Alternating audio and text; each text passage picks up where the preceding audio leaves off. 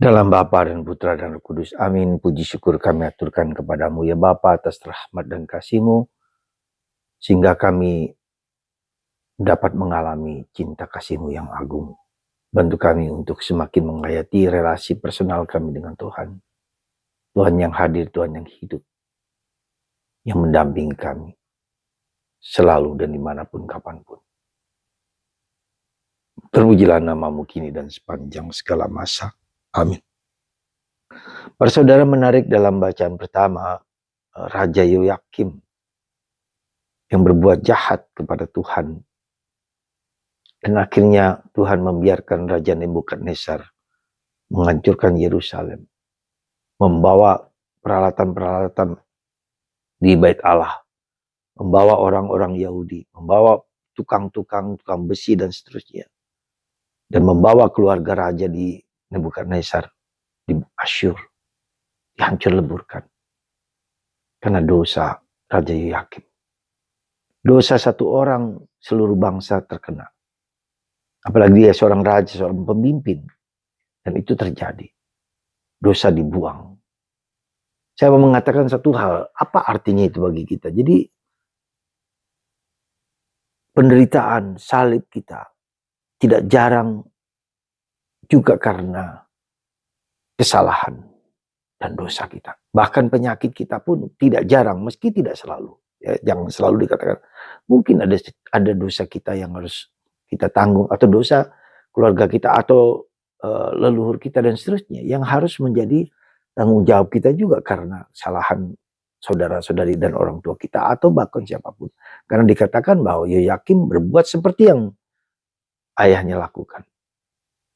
Itu yang pertama. Yang kedua, kalau itu terjadi, apa yang harus kita lakukan? Kita harus melakukan silih juga atas dosa-dosa mereka yang harus kita terima, harus kita tanggung dalam hidup kita.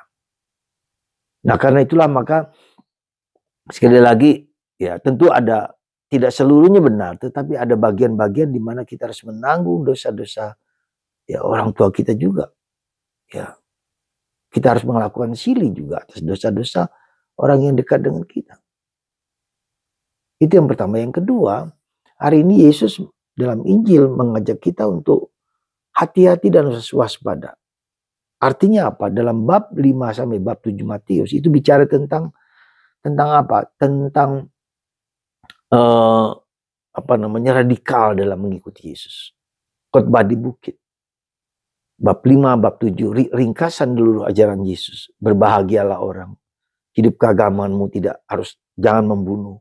Tapi melukai pun itu sudah membunuh. Jadi kita dipanggil pada sesuatu yang radikal, sesuatu yang esensi, sesuatu yang pada hakikatnya itu sungguh sesuatu yang harus kita jalankan, harus kita lalui. Ya, itu yang.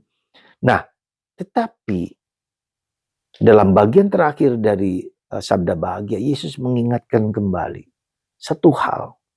Ketika kita melakukan segala kegiatan-kegiatan rohani sekalipun, harus dilakukan dengan ketulusan. Tidak cukup orang berkata Tuhan, Tuhan, Tuhan, dan Tuhan. Kalau tidak dilaksanakan.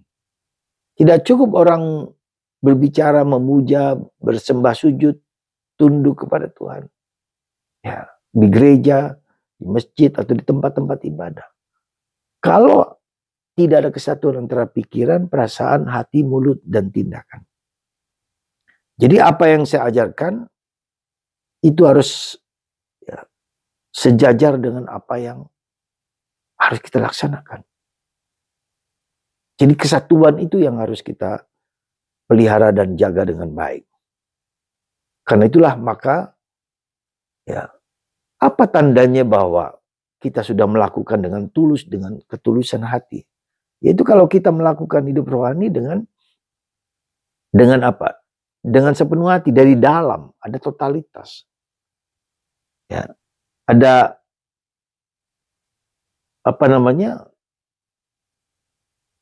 kemauan yang berasal dari dalam diri kita, bukan karena terpaksa. Bukan karena orang lain, tetapi sesuatu yang dibutuhkan dari dalam diri kita. Sesuatu yang kita lakukan dalam diri kita. Itulah yang harus kita jalankan. Yang kedua, indikasi tandanya bahwa saya tulus dan jujur, yaitu kalau saya semakin peka dengan sabda, kata-kata kitab suci. Semakin peka dengan apa yang di sekitar kita. Semakin sadar bahwa apa yang kupikirkan, apa yang kukatakan, nilai-nilai itu dilaksanakan dalam kehidupan. Ya, itu. Jadi kita semakin sadar akan kebijaksanaan lah, katakanlah seperti itu.